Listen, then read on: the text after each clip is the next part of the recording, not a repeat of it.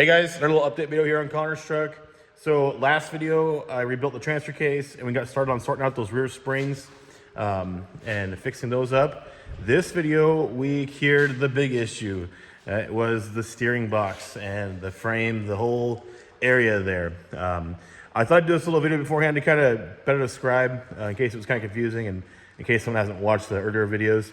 This truck is a 72 body on a 68K truck frame. So those early 67, 68s didn't have the provision for mounting a power steering box on the frame. Somebody boogered it. You're gonna hear me say boogered a lot in this video. That's kind of a good word I use for, I guess, shoddy work.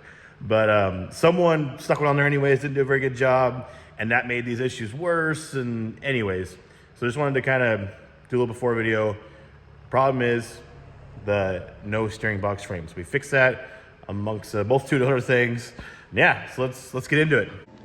All right, guys, back on Connor's truck this morning. I got the front clip pulled off last night.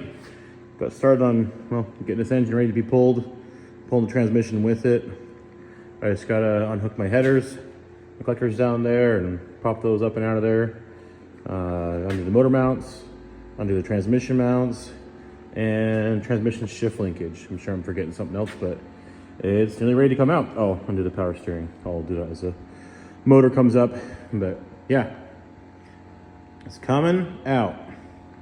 Be cleaned up, resealed, put back in. We got to find that vacuum leak too. I'm pointing fingers at this intake so you can look at this. You can see that lake of coolant. It's Edelbrock coolant lake air gap is what this thing is.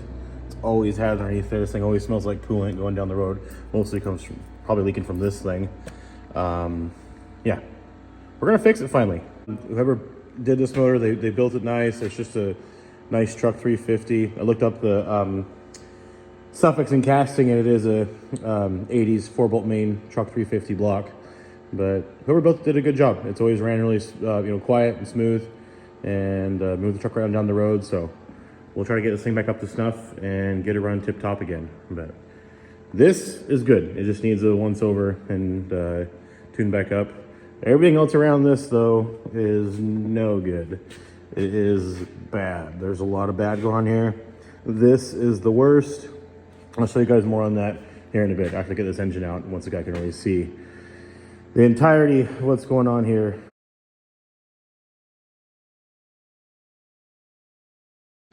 All right, motor and trans are out. You can see all the coolant that once it started tipping was leaking out of that lake of coolant in there.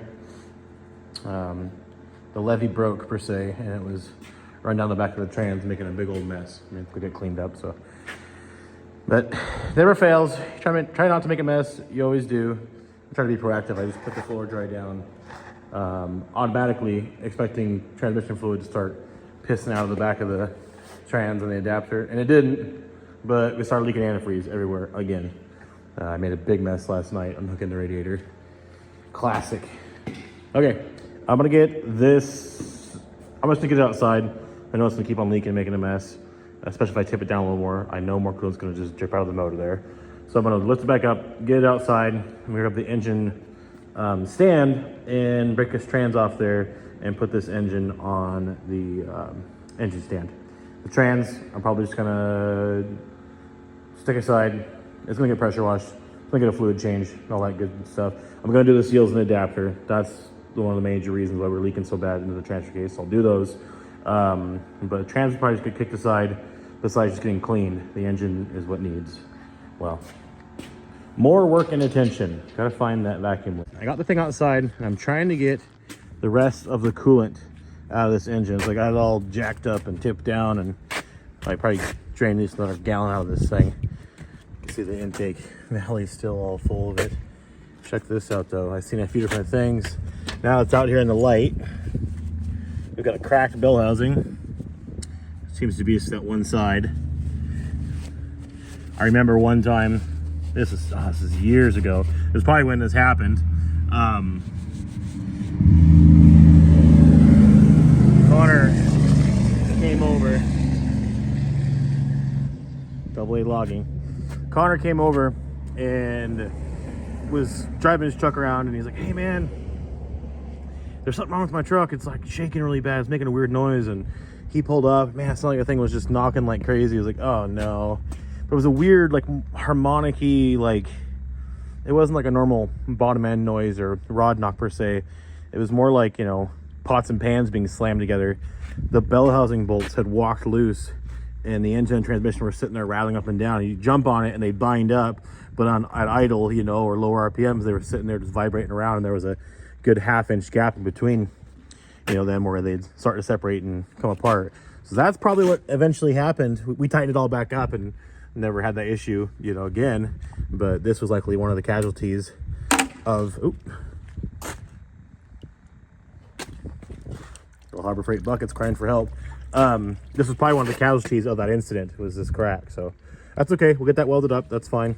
That's common. It's not a K case. It's not a thick case turbo 350, so it really kind of isn't the strongest case. But this transmission always works good, so we'll just get it welded up and get it cleaned up, get it back in the truck, because it worked. And as you can see here, just barely. I tried wiping it and it almost just wiped it away, but 9-18, that says -08. So likely the time this was put in, rebuilt and put in, or when this was all jammed together. But it's pretty clean, you know, just by the size of this initial oily mess, which was, I was thinking it was just coming from the chrome, you know, cheap valve covers. But check it out. The China wall seal on the intake is just blown out. So this makes me wishful or hopeful that this is more evidence leading towards that vacuum leak this thing's got. So this one up here is all pooched out too. So I know this intake gas need to be replaced, but I'm hoping that is the cause of our severe vacuum leak we've got going on with this thing.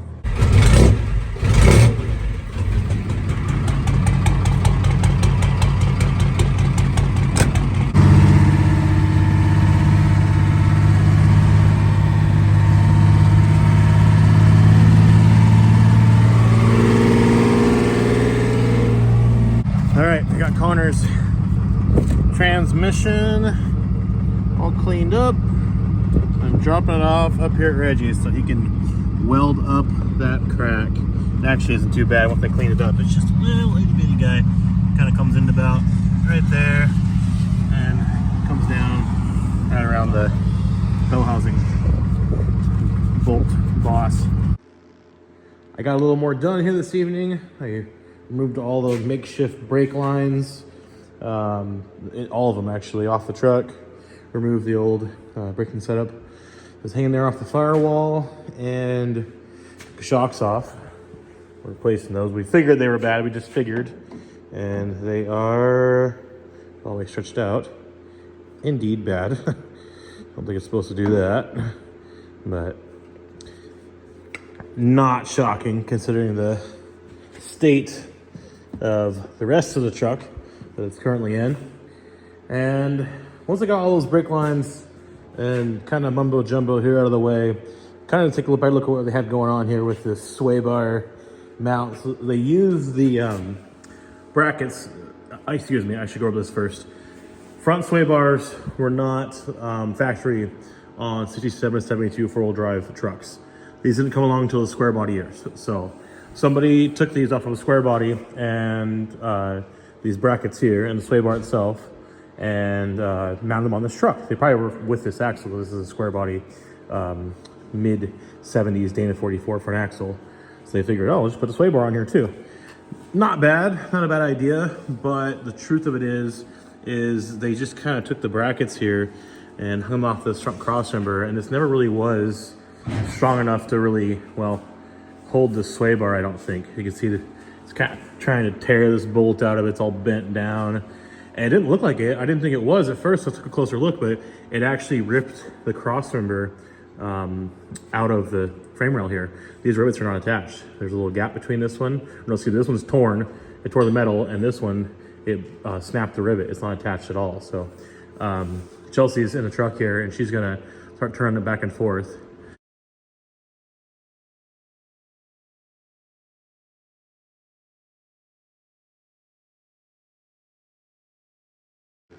So you can see here, this is all flexing and moving because it's not attached.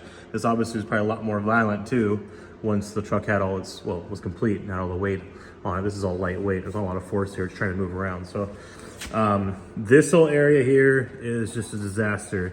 They kind of showed us earlier, but they attached this box here with these spacers off of this frame. The box itself is so worn out. It's not even funny. The drag line's really bad, as you guys can see. But yeah, it's no good. And this is not attached, so that makes it even worse. So I've got a pretty, well, involved plan for fixing this here.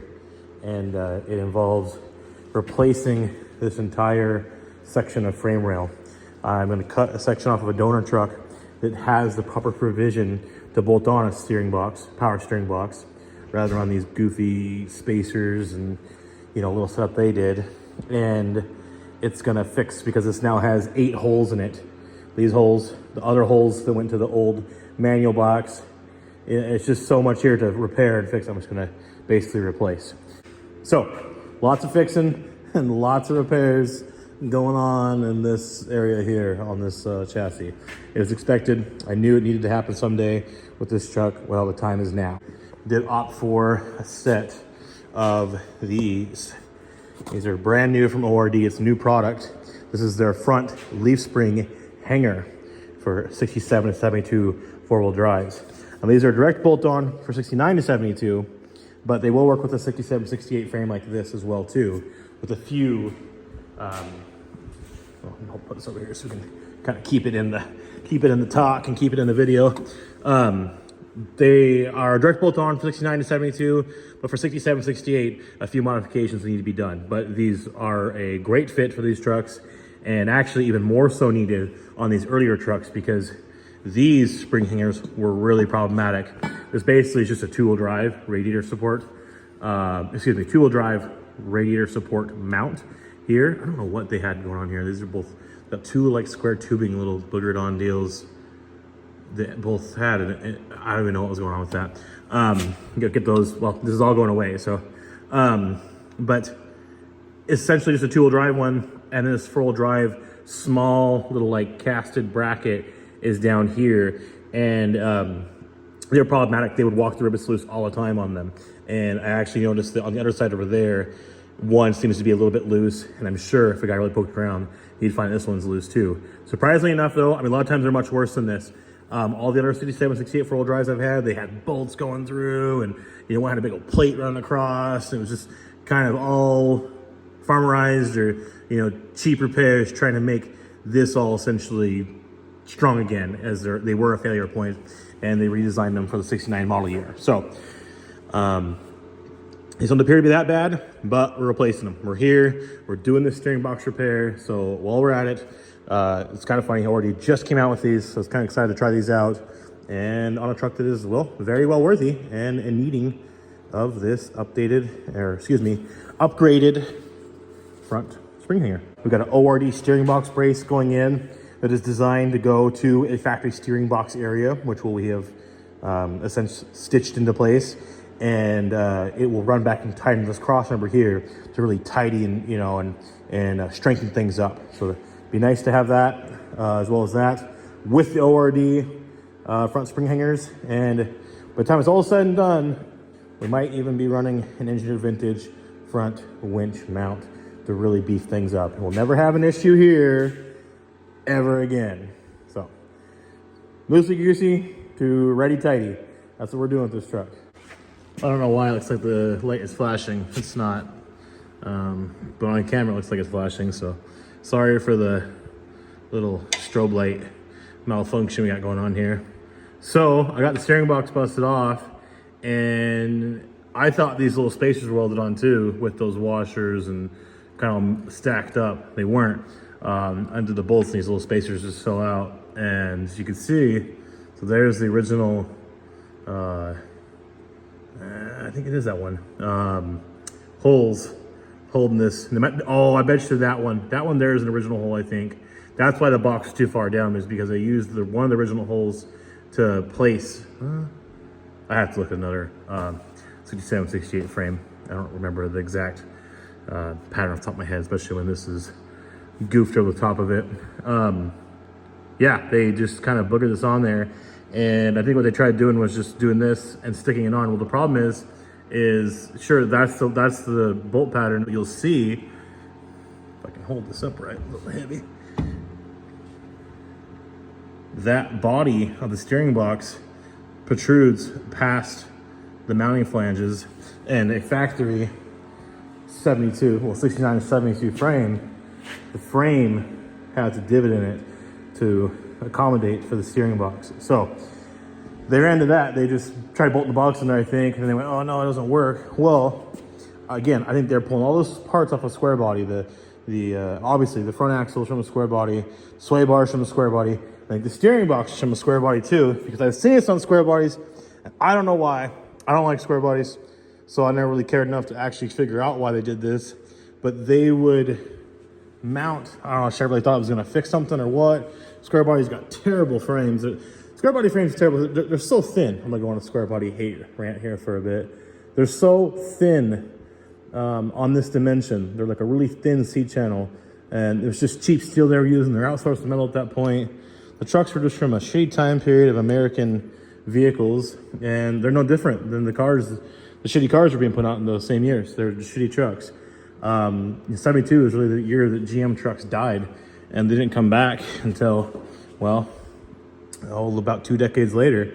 So this here is a square body thing. I don't know why they do this, but it'll have a longer bolt with this spacer on the inside.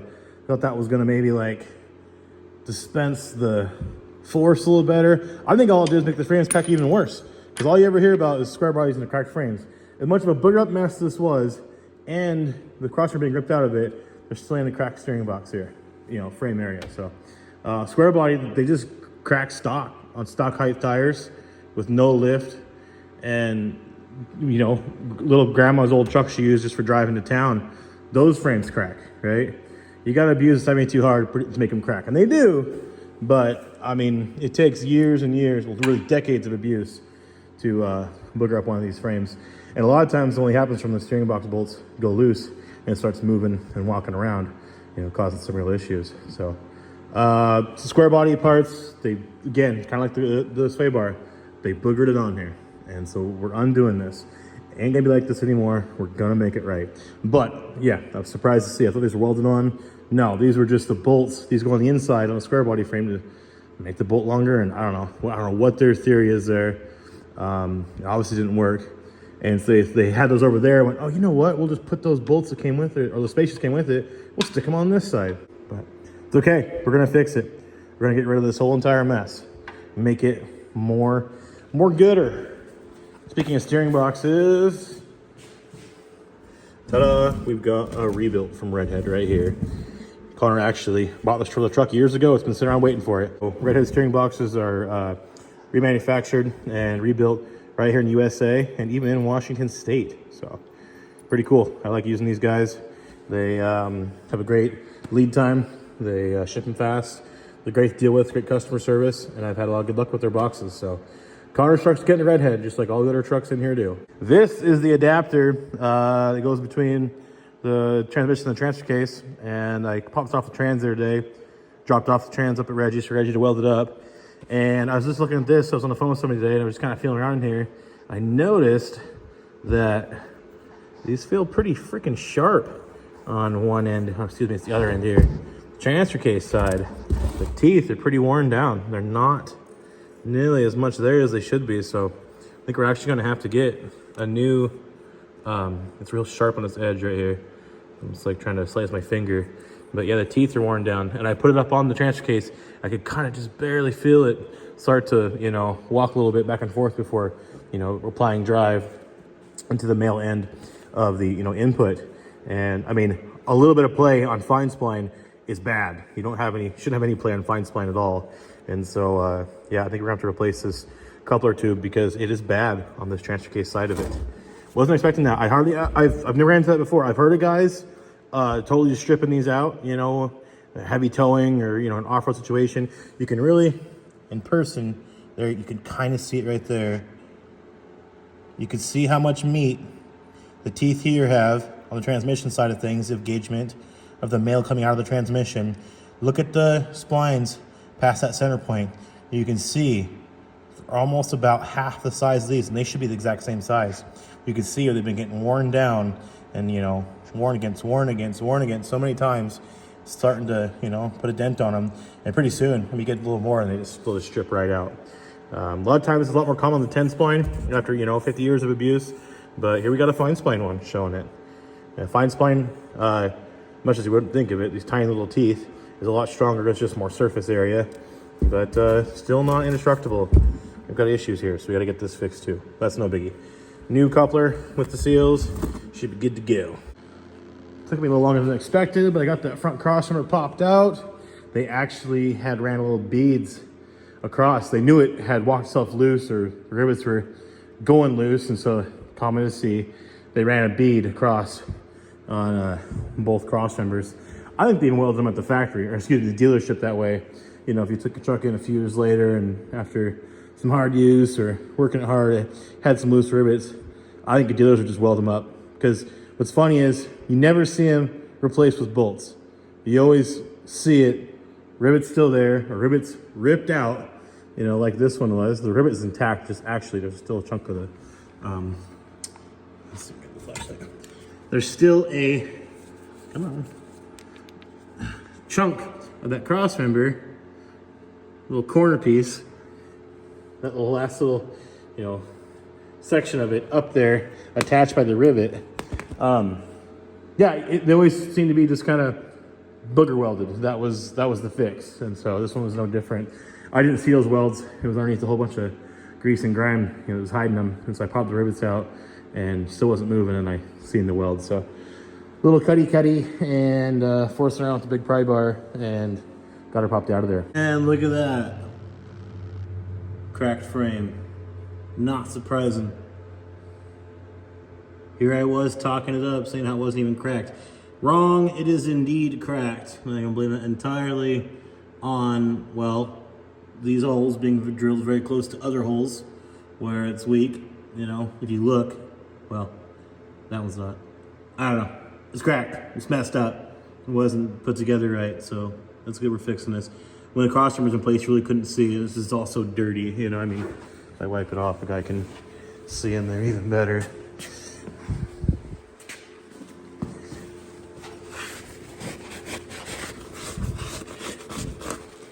See, that's cracked, and it's cracked here too. So it was pivoting on those two bolts going back and forth, and I swore I saw the frame moving so much.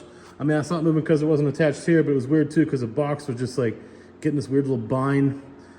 And Connor did say, he goes, every once in a while I was driving this thing, you hear this weird popping noise, and I figured it could have been bad ball joints, but could have been this too. All this getting unhappy and bound up and making itself worse. You couldn't really see the cracks on the outside because them big washers are all, you know, welded up and placed over the whole area. But it's even worse than we even thought. It is the worst. It's the worst. We're gonna make it, I would say the best, but that would sound really cringy. We're gonna make it really good. That's what we're gonna do. We're gonna make it a lot better than this is what we're gonna do.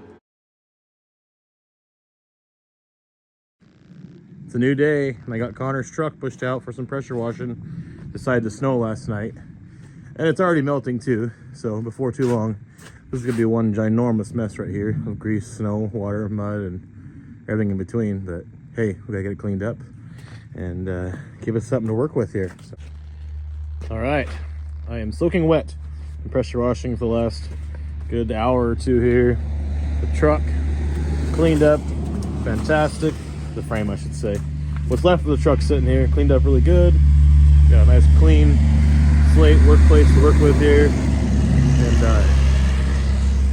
I rolled the engine out and gave it a quick bath too, and it cleaned right up.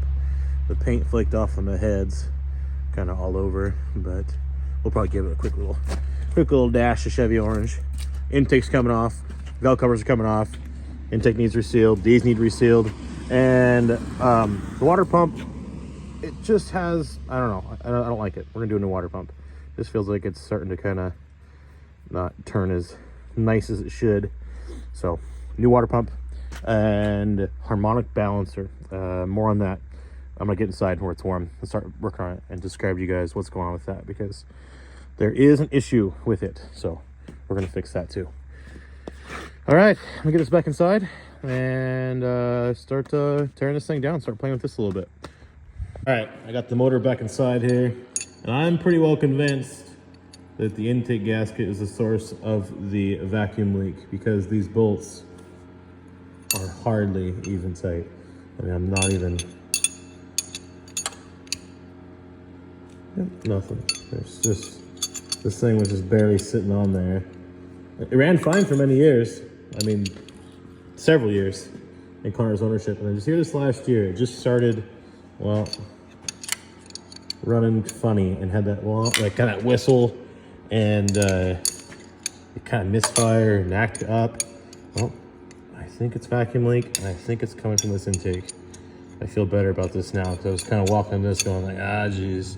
I sprayed carb clean before I pulled the motor out, and trying to, you know, find it, you know, so I could see a change in RPM or how the motor was running, and I wasn't able to. So I was like, oh, geez, where's this, you know, where's this leak at? But I think it's these gaskets. So I'm gonna get these bolts all the way pulled out, and we'll pop the thing off and hopefully see, well, some gaskets that weren't sealing up. I'm pretty sure that's what it was. There it is, lo and behold. That's what I wanted to see. I don't think it ever was sealed up right the entire time it was on here, and you can see that it was starting to pull this down. It was sucking air through here, and made this gasket get all upset, and well, here we are. Oh yeah, because that intake doesn't have a oil crossover. So, okay, these intake gaskets are kind of funny looking. It's because, well, it doesn't have the oil deal. Inch of carbon sludge buildup on there. It's funny. Okay, cool. This engine was rebuilt at some point.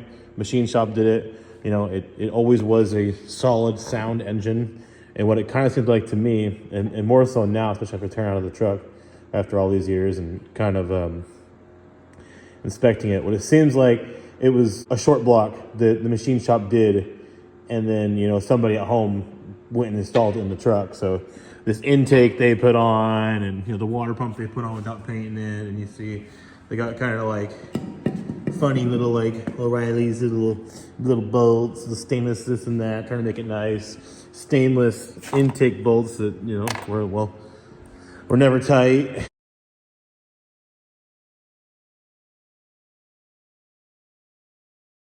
And everything that the install of the motor was kind of goofed up, and that was kind of, I think, the major downfall of a lot of the truck, really, was the guy putting the parts on it, not essentially the people who built this motor.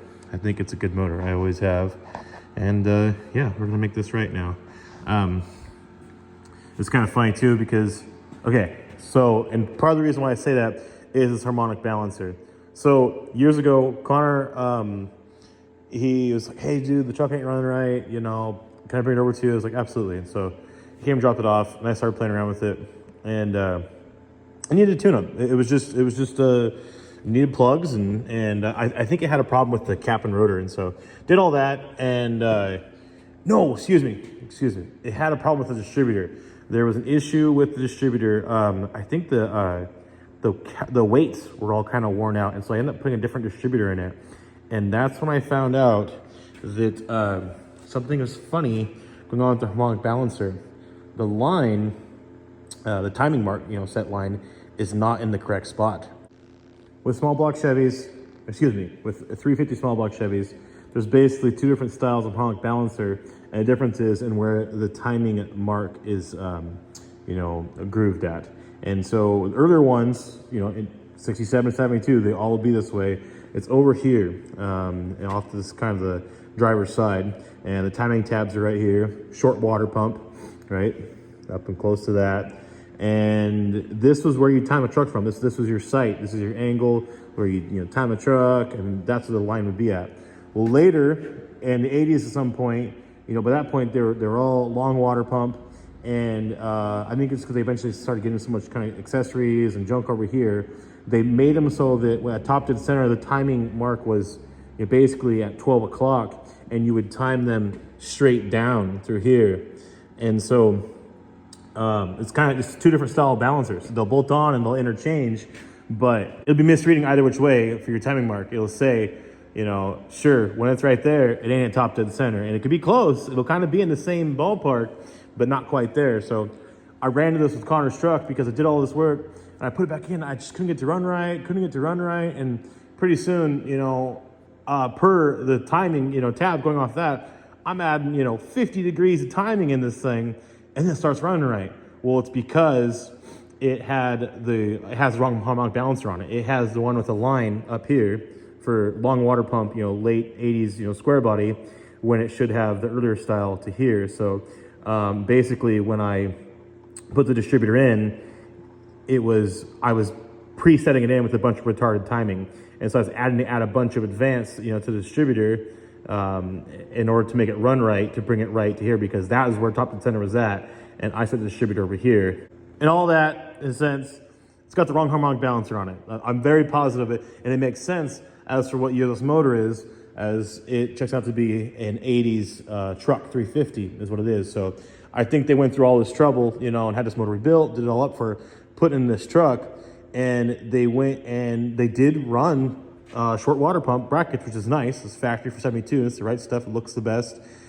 But then they went and put that late 80s, mid to late 80s harmonic balancer down there. And so it always is kind of wrong. And you can't see the line. Like, it gets to the point I'm advancing it. You can't see it anymore. It disappears into here. And then at that point, you're just timing it by feel. And that's what I ended up doing last time that I was, working on the truck and tuning it up. And so I always knew that, okay, there's something funny going on down there. So we're going to fix that too. We're going to get the right harmonic balancer on it and make it so that, well, its timing mark and line is, well, coinciding with where it should be to the motor and what the motor is asking for. So just pop the water pump off. I'm going to start to take the fuel pump off.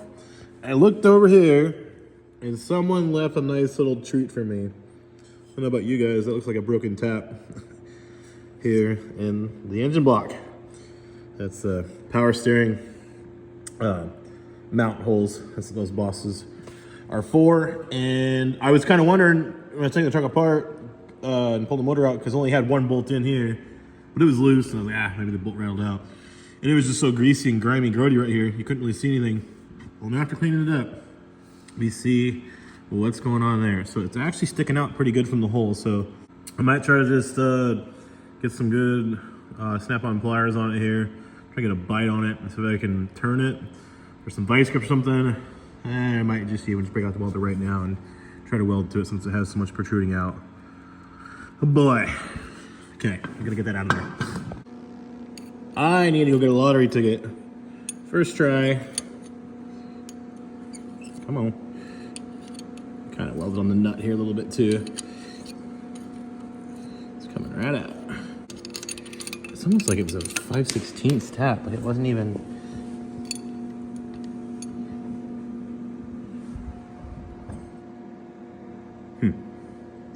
Well, we gotta check that all out. Make sure it's got some good enough threads. Might have to put a Healy coil in it. That's the case. That's okay. The broken tap is out of it. Okay, I feel a lot better about that. The thing is those threads in that particular spot are not that deep at all, and so I almost think that it wasn't really that it got all bound up or anything. It's just they ran out of threads and they ran to the back wall of that cavity there, and then just probably reefed on it and broke it. So it wasn't like it was even really that tight in there. It was a little bit. It took a little bit of playing around to get it out, but I bet you they just ran and tapped in too deep and bottomed it out and snapped it off. So we will make sure we don't do the same. But I gotta check those threads out and see if they are still gonna work. I've tapped out the upper hole and tapped out the lower one too. It was kind of full of some junk, and it's good. It's good to go. Fixed. And got that little monster out of there. Sweet. All right, so I'm ready to drop the front diff out of Connor's truck. I'm doing so that I can have access to that area to repair the steering box, to remove the spring hanger and get in there and fix all that without the diff being in the way, as well as servicing these leaf springs. And check this out. I think they need bushings. I could be wrong. They're gone. There's no bushing in that spring at all. It moves around like crazy. There's just a bunch of play in it. So we've got new ORD bushings, greasable bolts, heavy duty shackles, and then of course, then being paired with the heavy duty front hangers, this up here will all be, well, fixed and good for many years to come. Oh, I'll throw new pins in it as well while I have the springs out, because why not? You can see the bushings are just as non-existent on this side. The leaf spring has actually been rubbing there on the shackle, probably causing all sorts of noises. And yeah, look at that. It's funny because I don't know what they did here. They got the wrong size bolts. Those bolts are too big. So they maybe didn't run the sleeves and just used a bigger bolt to, you know, fill the bigger hole because they forgot to put the sleeve in, or I don't know what they had going on here. But it didn't last, and those bushings have totally fell out of those eyelets, and the ones up in the, you know, frame shackle hanger are all goofed up too. So it'd be nice to fix this because this was kind of just like the rest of the truck, all goofed up. Well, there's what was left of the old bushings and shackles on the front springs. We've got the new heavy duty shackles and bushings on the shackle hanger itself in place. These are a great, you know, affordable, quick, easy upgrade for these trucks, and you really can't beat the price. They're not that expensive, a little over $100, and you've got an upsized bolt. It goes to a bigger, goes from 7/16 to a 1/2 inch. Greasable. You got a little bit longer shackles, so a bit better clearance to the frame. You know, under real heavy suspension abuse and whatnot, and it gives you a little bit of lift too. It's a little bit longer, so in return you get a little bit more lift out of these too, about 1/4 inch. So it's noticeable. You actually put it on your truck, and if you're used to seeing your truck how it currently sits, you put these on there, they sit just a little bit taller. So okay, yeah, that's installed on the frame. The springs themselves, I got them, the bushings in those, all cleaned up, good to go. Much better than the way they were, and I put new pins in too, and so I'll trim it down a little more once on the truck. But yeah, you guys get the gist. Okay, springs are fixed, good to go. So as for the motor, here's where we're at. I popped the timing cover off after getting the harmonic balancer off, and wanted to check things out in here. It was leaking, so I wanted to replace the timing cover gasket. Double roller timing chain. Still nice and super tight. Everything looks good in here, so I'm happy with that. Now this is kind of funny. Mount balancer. Once I got it off, look. They knew that's what was wrong with this balancer. They figured it out when they put it on there, and it did actually have a little mark. This little mark here, and that's about the difference between the harmonic balancers. I think it's a little bit more than that, but they obviously knew that's what was wrong with this. Is the line is in the wrong spot, and they marked it. Now this thing was always so greasy, grimy. I never saw this mark when I was working on it before, and it had a pulley, or front pulley kind of covering this. Well, now it's off the motor, and sitting here, I noticed this. So they knew this was the wrong balancer, put it on there anyways. It kind of made a little makeshift mark, and I had to find out the hard way. Well, here we are. This isn't going back on there. The rubber's all dried out, and it's an older balancer anyways, probably original square body 80s one, or whatever the heck it is. So, oh no, excuse me, I did not get the balancer today, but I did order a new balancer for it, and it's on its way.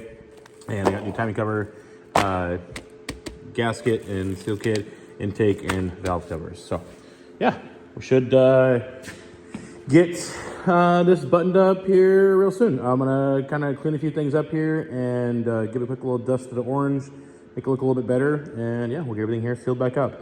So really, I'm ready to put the front springs back on, but I'm not, because I gotta change these front spring hangers out and of course fix the frame over there. So I'm gonna get these rivets ground down and get these front spring hangers popped off of here, and yeah, see how those ORD ones fit. All right, we got the old strobe light, laser light show going on here again. I don't know why it does that. LED lights, I don't know, it makes the cameras be funny. It's not flashing in real life, but it is flashing on the camera. I got the old spring hangers busted off here, and took me a good minute. The rivets put up quite the fight, but I got them. And I'm planning out the new ones. You can see these are the ORD pieces. Pretty darn cool, real beefy. And I actually measured, these will give a bit of lift too. This paired with those shackles, I bet you it's gonna have a full inch of lift now, because it's dropped down there and then now it's dropped down here and get a little more lift, which is cool because I mean, it's always nice to have another inch or so of lift. Trucks look better. I got this on the frame, just kind of dummied up here with a couple bolts, and check it out. The holes here are more inboard. When it's 69 and 72, they went to a hole here, which you can just see trying to poke through this towing or hook point here, and there's one back here, just like this. So that goes on course on that side over here, but you can see more spaced out holes, kind of at least an inch and a half farther forward for each of them, or farther back and farther forward. But the upper four are the same holes, same mounting points. So this is bolted in place with the upper ones, and here's my plan. I've been thinking about this for a little bit. So I've got one here that you can see there, so I got to drill through the frame and get a bolt in that. And I've got these two here where I'm gonna utilize them and drill through the new spring hanger and bolt through that. Now this one up here falls into the kind of category where it's not quite gonna make it. I could just drill through here and bolt in it, but I don't like that. And I could fill this in, make a little plate, a little insert, weld this up, and then drill through that, and that really would be the best way and ideal.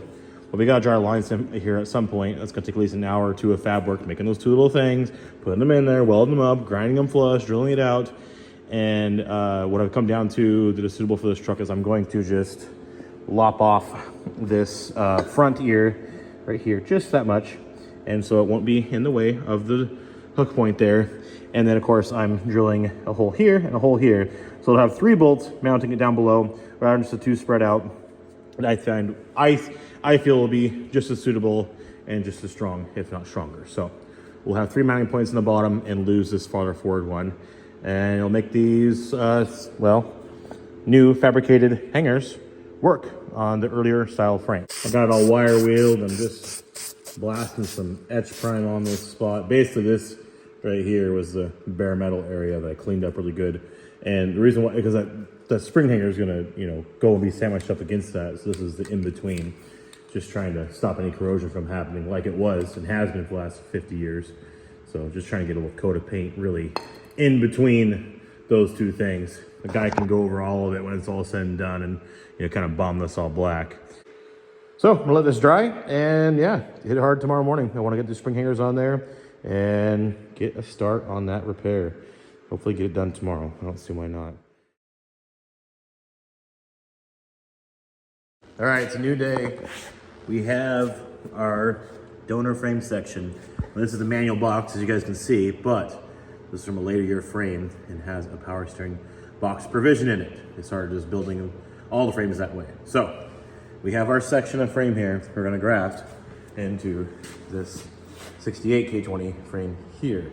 I've got Jesse here helping out today. We're gonna make sure it turns out extra nice. So we're gonna get this all cut up. We're gonna use that front crossmember actually. I'm gonna straighten that out. This is in better shape than the boogered up sway bar one that was on this thing. And yeah, we'll get some, this kind of cut up and start molding some metal together. Okay, all right, we got our donor section cut out here. We're kind of mapping where we're gonna be placing it here on the truck's frame. You guys can see, hold it down, Jesse's showing the real difference. That kind of shows a great, that's what it's supposed to look like. And that's what they kind of, tried to get there when they didn't do a very good job, but it'll be correct now. You guys can see it has the bumps and the divot and all the provisions to basically bolt up a power steering box. After 67, they started, two-wheel drives started just having them always built into the frames. They made some manual boxes, just bolts them all the same.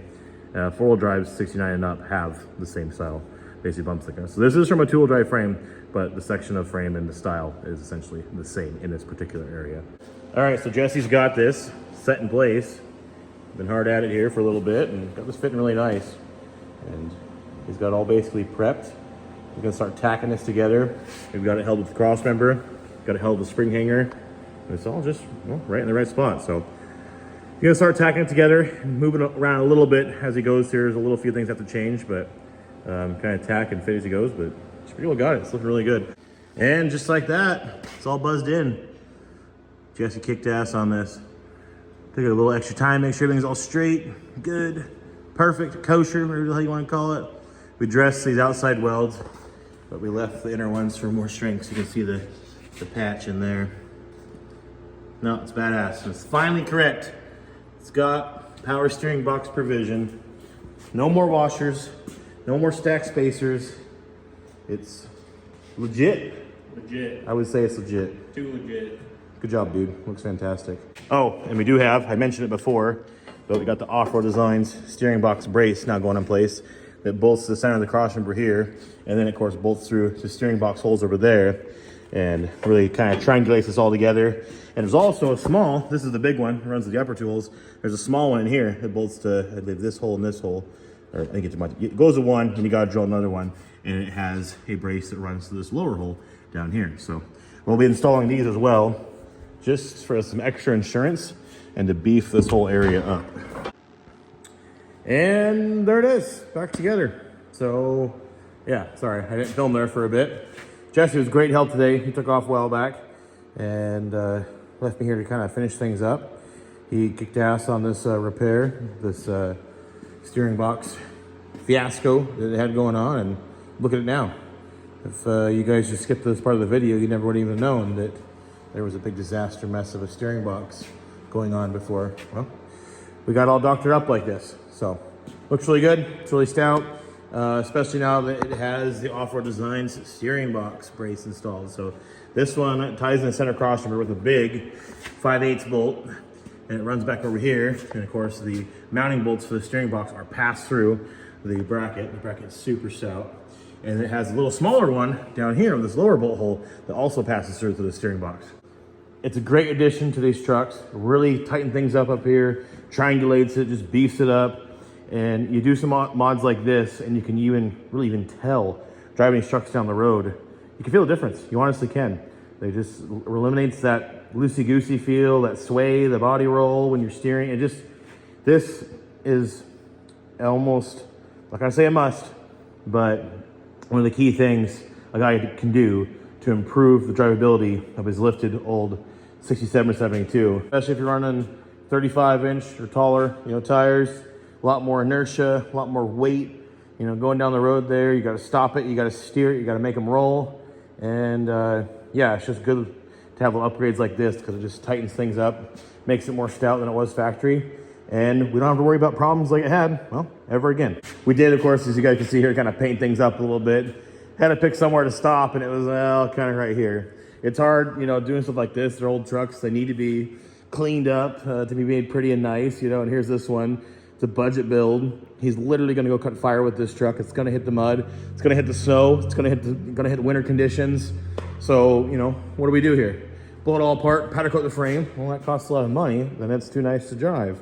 If, how that goes, then you're doing the body, then you're doing this, then you're doing that. We just chose to clean up and paint the front frame horns in this area here where all the repairs and stuff was happening at. If a guy wants to take it farther, he can, and maybe we will. But this looks good. It's cleaned up.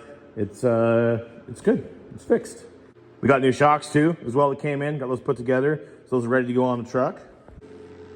And as you guys are seeing, I showed it before, but again, redhead steering box and redhead steering gears.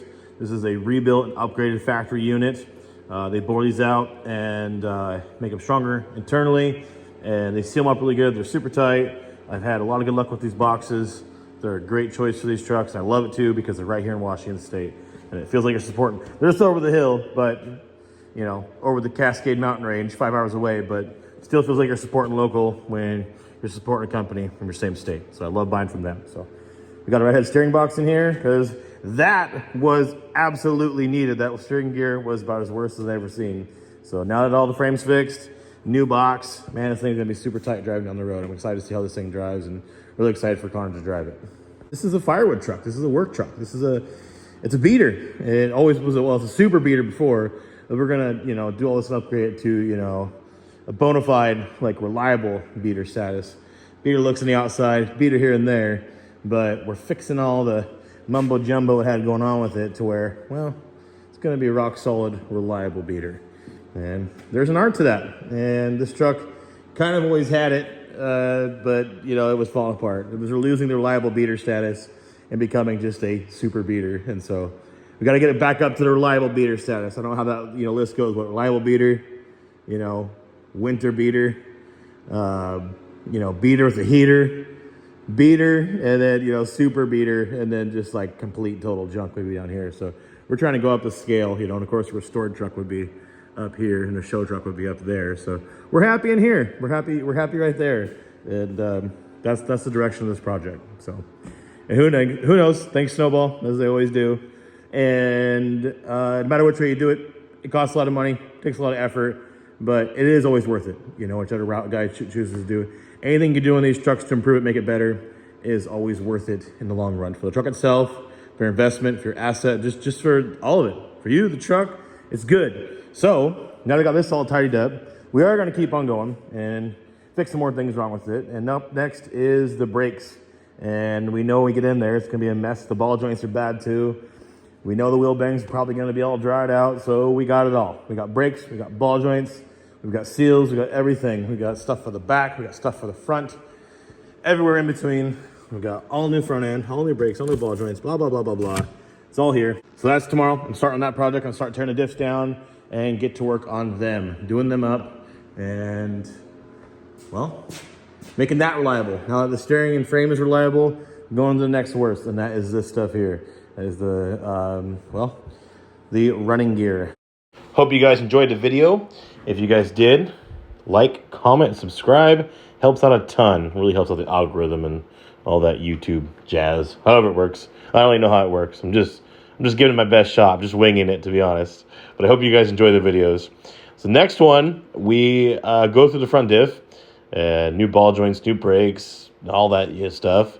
New seals, inner seals, axle seals, and finish up that engine work, reseal job on the motor, and as well as go back and play around with the rear axle back there, install Off-Road Designs rear disc brake kit. So stay tuned on that. I'm adding it right now and should have it out here shortly. So yeah, more on Connor's truck soon, guys. Hope you guys have been enjoying this little series on Connor's truck. And as always, more 67 72 content soon. Thanks for watching.